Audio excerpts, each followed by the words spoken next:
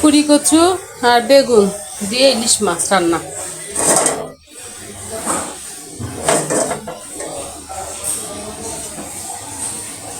আজকে এত বাতাস কি বলবো।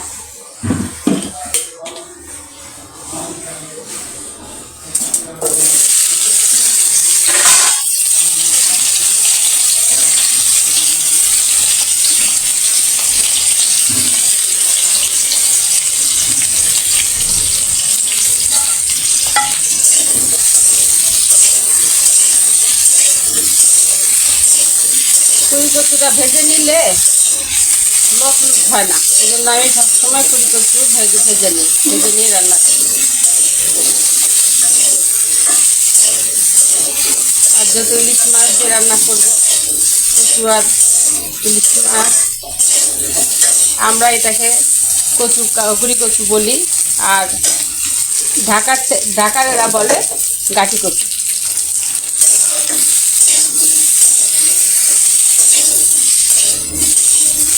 কে যেটা বলে আর কি, যার যেটা ভাষা, কিছু করার নেই।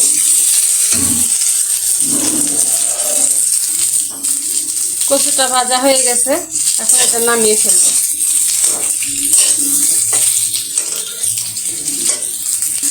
এবার একটু সামান্য বেগুনটা ভেজে নিব।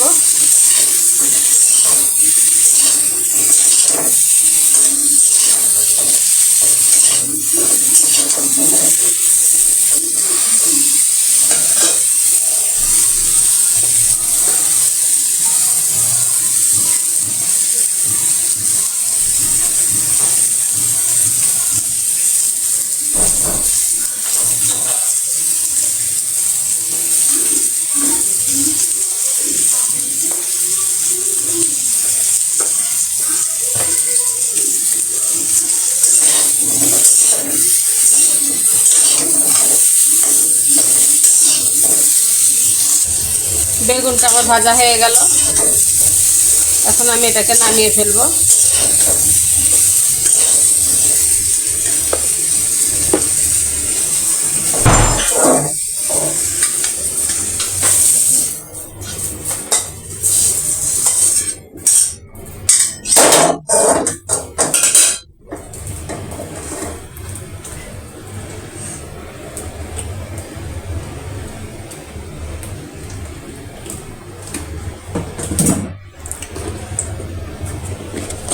এখন এখানে পেঁয়াজ দিয়ে দিব,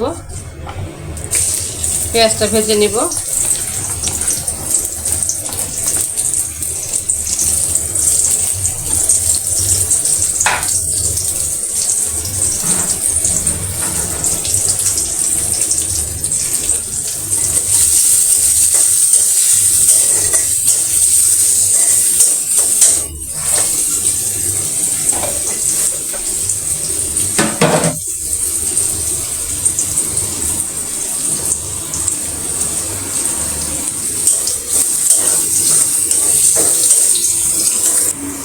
এখন আমি এখানে একটু সামান্য পানি দিয়ে দিব, তারপরে আদা রসুন বাটা,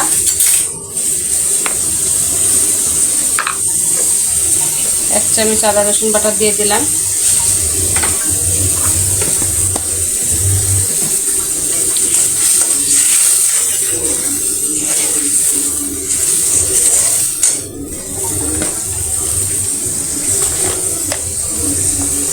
এরপর এখানে মরিচ বাটা দিয়ে দিলাম, ঝালটা কমই খাই আমরা, ঝাল বেশি খেতে পারি না।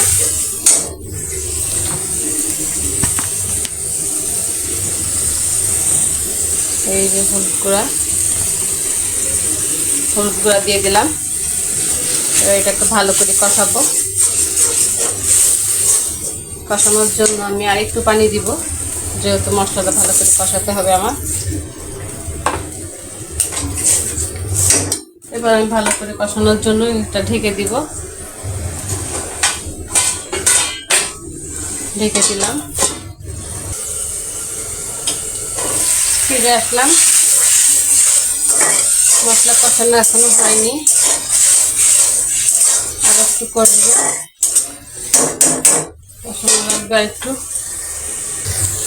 এই যে তেলটা ভেসে উঠেছে, তার মানে আমার মশলা কষানো হয়ে গেছে।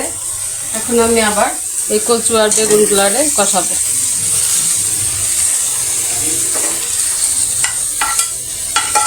এগুলোকে ভালোভাবে কষিয়ে নিব।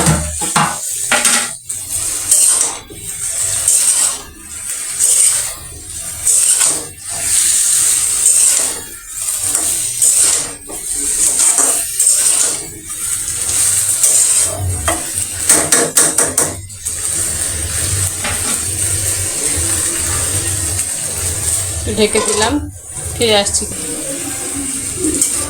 ফিরে এলাম, কষানো হয়ে গেছে আমার। এখন আমি এখানে পানি দিয়ে দিব।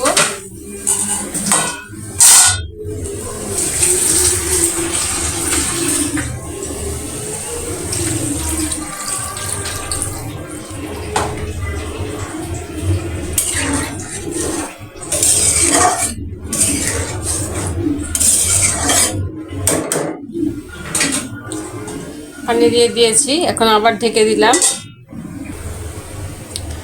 ফিরে এলাম, এই দেখতেছ একদম বলক উঠে গেছে। সিদ্ধ হইতে আরো সময় লাগবে না, কচুটা সিদ্ধ হয়ে গেছে, যেতে ভেজে রাখছিলাম, এই সিদ্ধ হতে সময় লাগে নাই। এখন এই যে মাছটা ধুয়ে সুন্দর করে লবণ দিয়ে রাখছিলাম, আবার ধুয়ে নিলাম, যেহেতু লবণ দেওয়া ছিল তাই এবার ধুয়ে নিয়ে মাছটা দিয়ে দিলাম।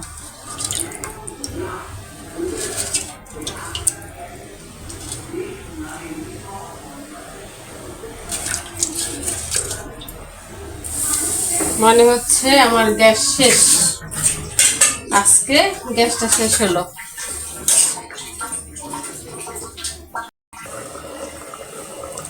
ফিরে এলাম, এই যে মাছের বলক উঠে গেছে, তো হয়ে গেছে, আর একটু রাখবো তাহলে হয়ে যাবে।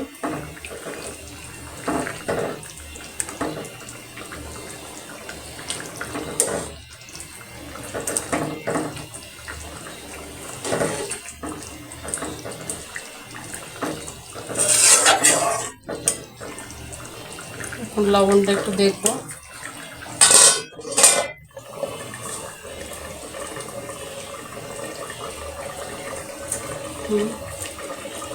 লবণটা পারফেক্ট আছে, মনে হচ্ছে আর একটু ভালো আছে।